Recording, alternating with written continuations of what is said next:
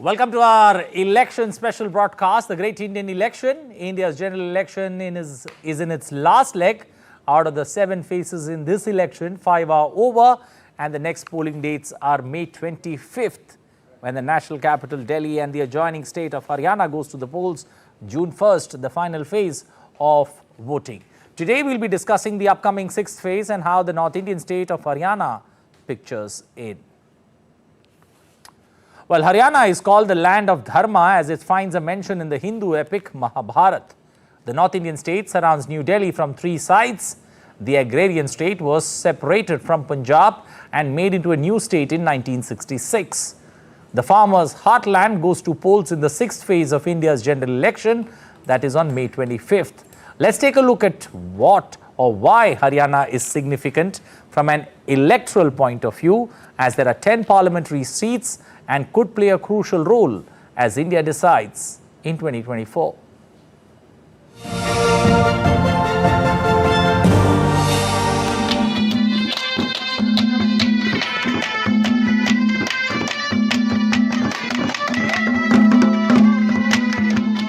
This is Haryana, the North Indian state that has a history dating back to thousands of years.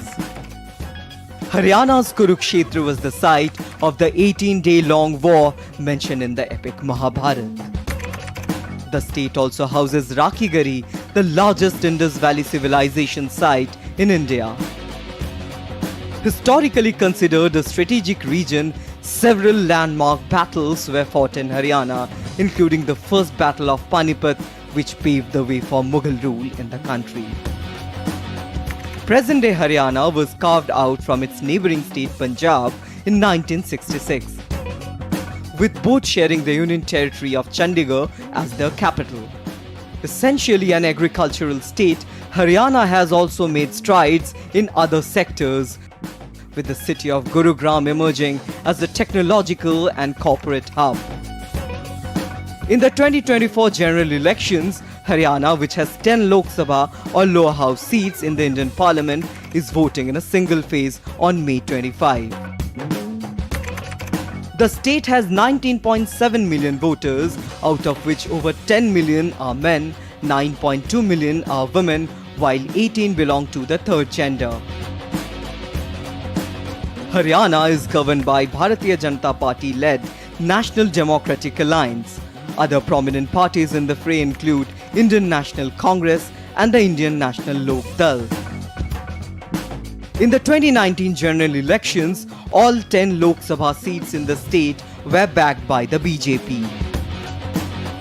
In 2024, battleground Haryana is set to see 2 crucial political contests, as the state is also slated to have the assembly polls a few months after the general elections.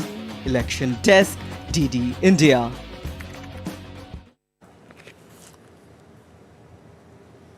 Well, a perfect 10 is what the BJP managed in 2019. 5 years later, can they repeat the magic in that northern state that's pretty close? 3 parts of it almost touching Delhi. So that's what makes Haryana a pretty tricky option from an election point of view. Remember, there are 10 seats in the state of Haryana, a state that was carved out in 1966 out of Punjab. Voting day, May 25th. Interesting battles that you could see, especially in Sirsa, Hisar, which are considered to be bastions of the INLD, the family of Chautalas. Also battle in Rohtak, that's considered to be the citadel for the Huddas. This time around, I think the state of Haryana will open up and you could see interesting contest within contest in these elections, especially from, big citadels like the Huddas, the Chautalas, and also other election players in this particular phase. Look at the change of dynamics in Haryana 2014-2019, 7 won by the BJP, a perfect 10, not much to look for the INLD, and the JJP, that's a faction that was born out of INLD and now being represented by Dushyant Chautala. The Congress managed to retain 1 seat in 2014, but post that it's lost that. So it could be, the BJP looking to go, in top gear. The Congress has got a coalition this time around that we're going to look in the, look ahead. This is the voting percentage of, the voting pattern that you would see in the state of Haryana. Interestingly, this is much above the national average of 67 in the Lok Sabha elections that we had seen in 2019. Let's now take a look at the assembly elections 2014-2019. BJP won 47, dropped to 40. The Congress from 15 jumped to 31, but still couldn't cobble up the numbers. The JNJP, that's the party that I'm talking about, that's played a significant role, especially in BJP once again forming power in the assembly in Haryana. And that's how things stand in Haryana. The voting percentage this time on par with the Lok Sabha elections, but this is assembly elections in Haryana. 67% of voting in Haryana, 68% of voting that you saw in the assembly elections. Also looking at the coalitions, the combines this time around, the NDA going solo, the BJP going solo, all 10 seats, BJP going full throttle this time.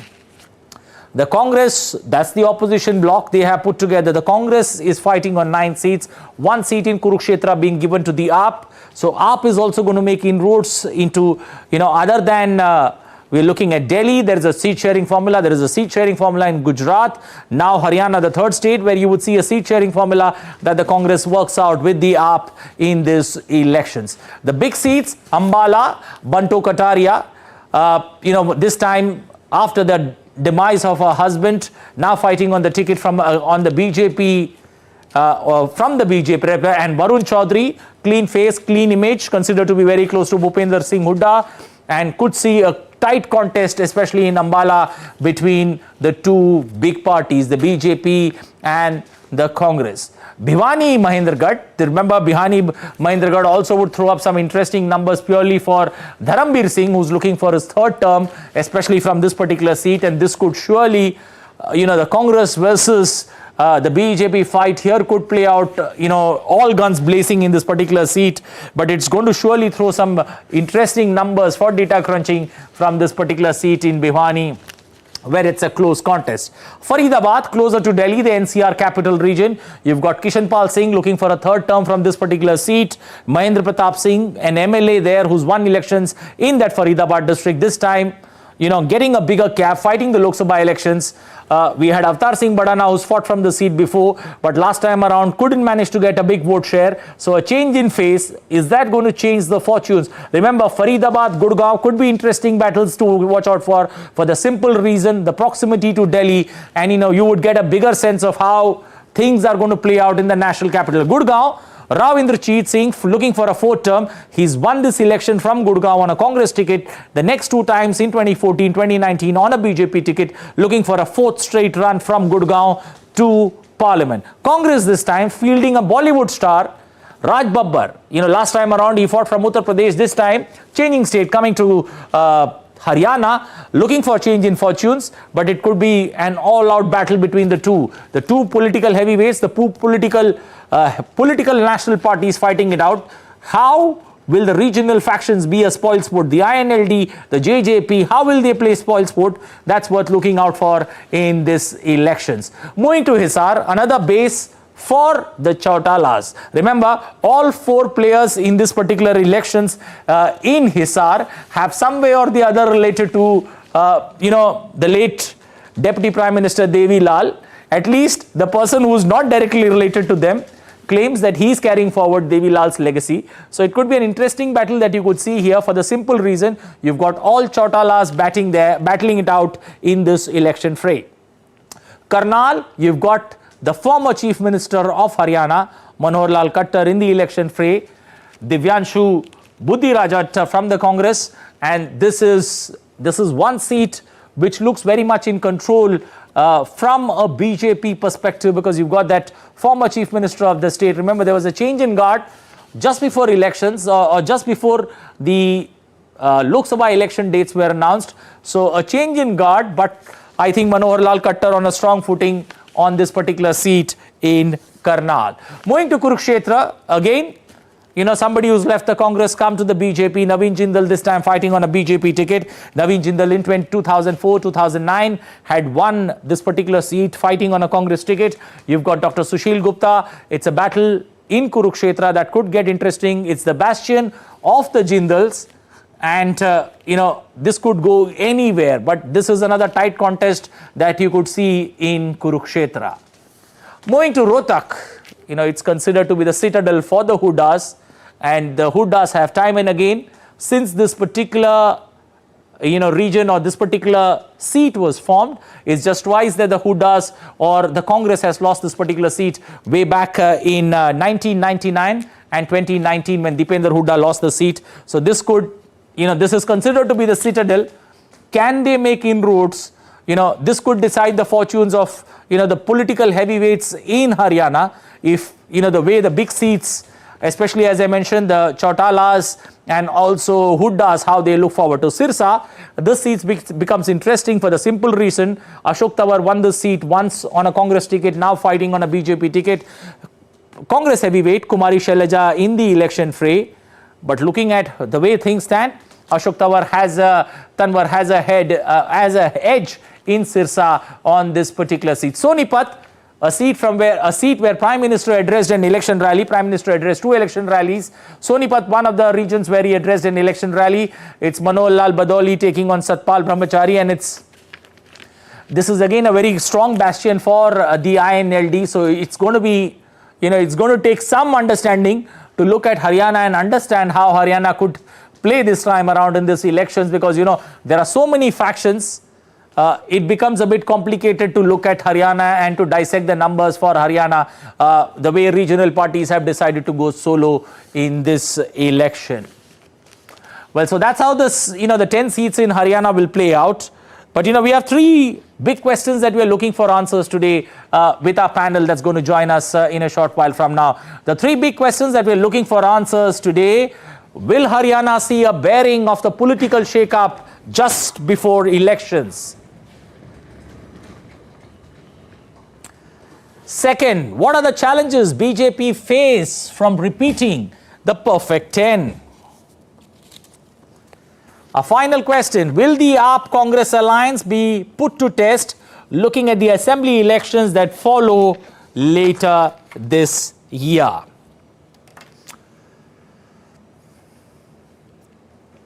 Well, looking for answers to these 3 questions, joining us 2 eminent guests this evening.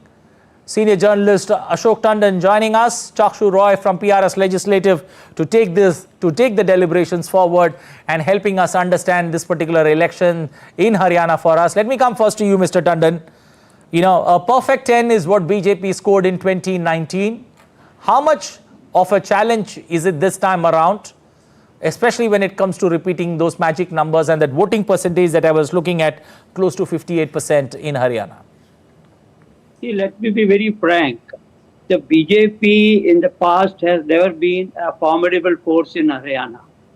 And it used to be only an urban area. True. And with the alliance partner Om Prakash Chautala's INLD, they used to win a couple of 7 to 10 seats in the assembly. True. But in 2014, it was Modi factor which broke all these shackles in Haryana, and BJP could win 7 seats. It was something which was unheard of. And in 2019, the same Modi factor scored 10 out of 10. And this has never happened in the history of Haryana politics. True. So therefore, with a not very strong organizational base in Haryana, the BJP could make a remarkable gain in Haryana, again then formed the state government also.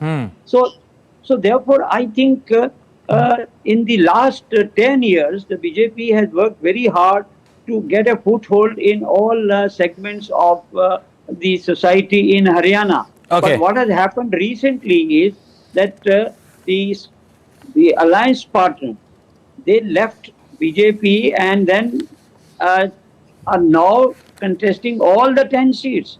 Now, this factor is based, there are, conspiracy theories that it is, a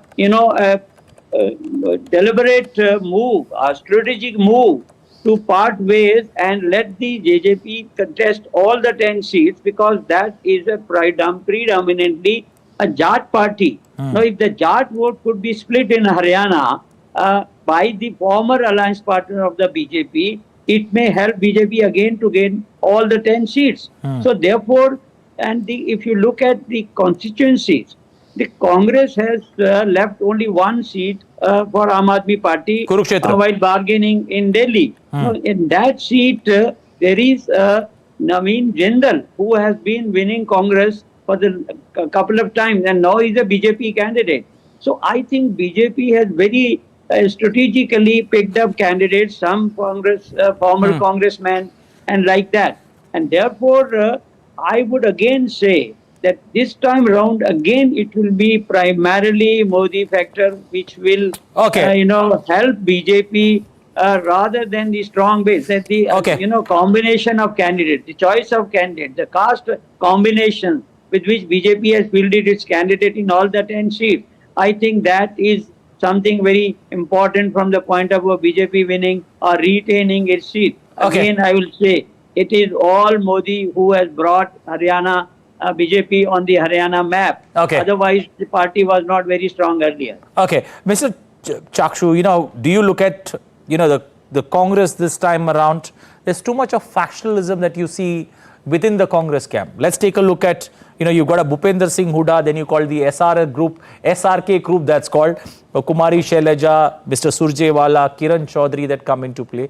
Are there too many factions within the Congress that could also, prove to be a speed breaker for the Congress as it looks for a revival?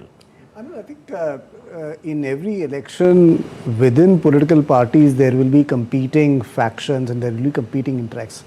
But what makes Haryana very interesting is two things. One, there are 10 parliamentary seats and there is an assembly seat on a by-election. True.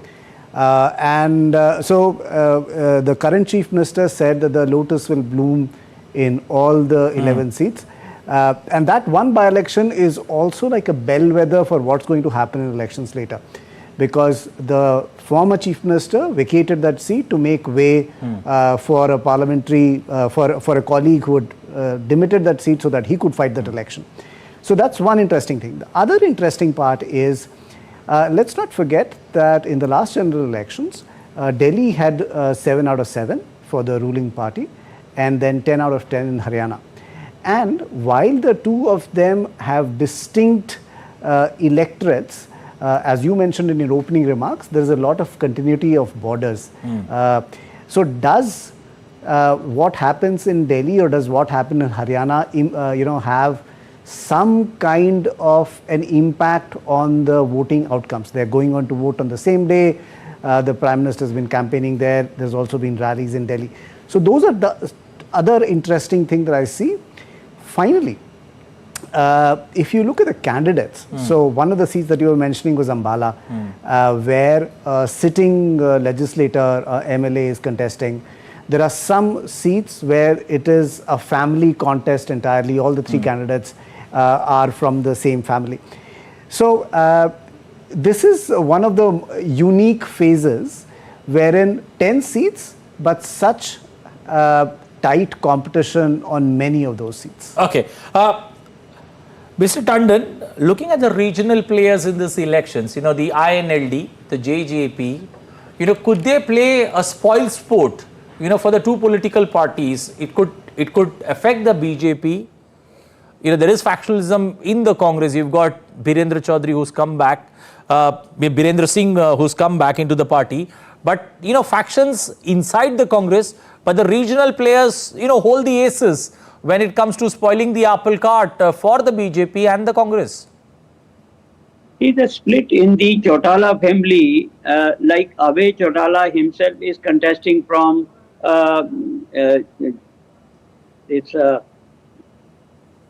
one seat, but then they are fighting within themselves. So, and let's not forget that the Indian National Lok Dal and its splinter group JJP, they are all primarily Jat-dominated parties. And in the Congress also, it is the Hooda family which, calls the shot. They are also predominantly Jat-supported leaders. So if the Jat votes get split in 7 out of 10 constituencies, it will definitely benefit the BJP. Now, there are certain totally urban dominated seats like Karnal, from where Manolal Khattar is contesting, and Kurukshetra, which I was saying from Naveen Jindal is True. contested. There Abhay Chautala is Abhay contested. Chautala is fighting. Yeah. So therefore, split of Jat votes in at least 6 to 7 seats out of 10 is definitely going to support and help the BJP. Okay. Because as I said earlier, the BJP has never been a force prior to 2014. Now, since in 2014 they won 7 seats, in 2019 won 10 out of 10 seats. True. Lot of credit goes to the Modi magic. Okay. And now PM himself is campaigning very extensively in Haryana, because as my friend was saying, any rally or roadshow of PM in Delhi also helps the BJP in Haryana. It's vice versa. Any rally or neighborhood of Delhi helps the BJP in the rural belt of Delhi. And similarly, the rallies in Delhi help the rural areas of the Haryana also. So therefore, I think there's not much Congress could do because of the infighting as we have been talking. But the split of Jat vote is going to be a very, very crucial factor, and that will determine the outcome of Haryana election. Okay, Mr. Roy, looking at Haryana, seeing a bearing, do you see the bearing of it firstly come into play? The political shake-up just before elections with a change in guard. Secondly, the BJP government just before elections, 3 MLAs leaving, left things in a bit of a quandary. But, we couldn't see anything play out because of the Lok Sabha elections and the test that he had won. But having said that, do you somewhere get the sense that, it's an open election for all the political players, looking at the regional factions that are fighting, going solo in this election? Anil, I think all elections are open elections till the time the votes are counted. No, I asked you for the reason why, because the regional parties are not taken any sides. Yes. As Mr. Tandon was making a very interesting point, which is that whenever there is a two-party contest and a third player enters in, it usually benefits the incumbent, and that's what data seems to suggest for a number of years.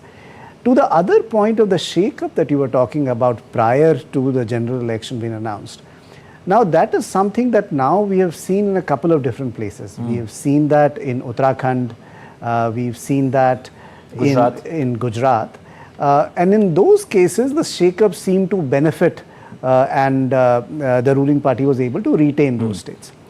Now, in this particular case, yes, the incumbent might get some benefits out of the fact that it's going to be a 3-cornered contest, and since we are a first past the post system, you don't really need to get 50% of the votes to get there.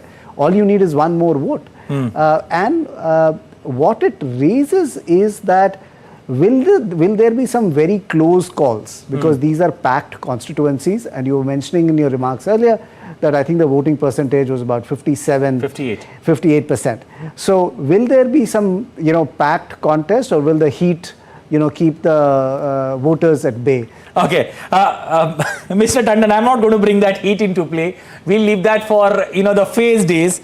But looking at a change in the chief minister, do you somewhere feel that the anti-incumbency wave that could come into play, that's been checked or checkmated by the BJP with this move? So if at all there was any anti-incumbency against the government, that has been neutralized to some extent when they changed the leader. True. Now with the new leader, I think some of the anti-incumbency must have gone. Let's not forget, in the last 2019 election, BJP in the Lok Sabha poll got 58% votes and Congress got only 28% votes. So even if there is some slip from 58, and even if BJP can get near 50%, they can still win all the seats.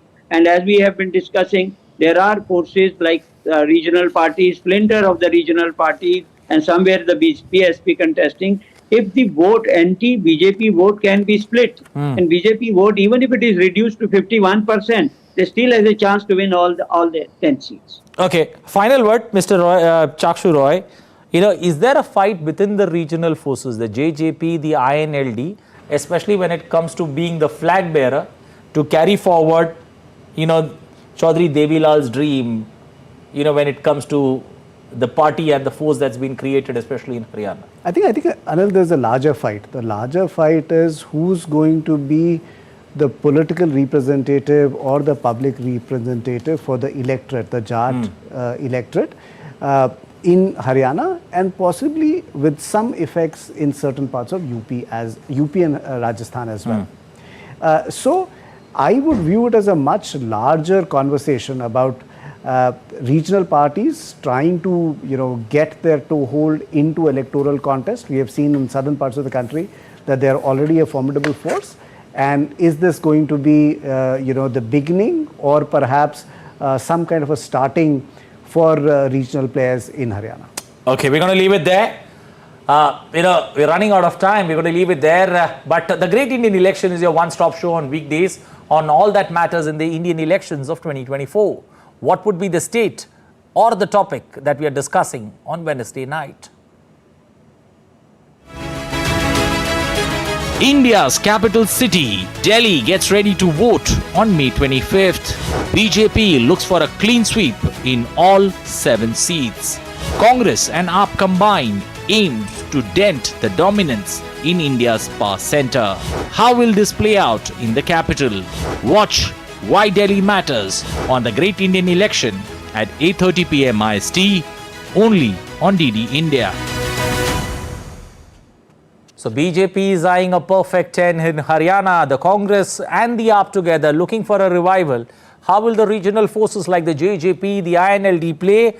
This could give us a barometer, especially when it comes to Haryana and neighboring Delhi. The 17 seats here could give us a true picture on the way the wind is blowing on June 4th. We're going to leave it there. Appreciate all the 2 guests joining us. Ashok Tandon joining us. Also, Chakshu Roy in the studios with us, helping us understand Haryana and the politics that's always prevalent and relevant, especially in Haryana politics.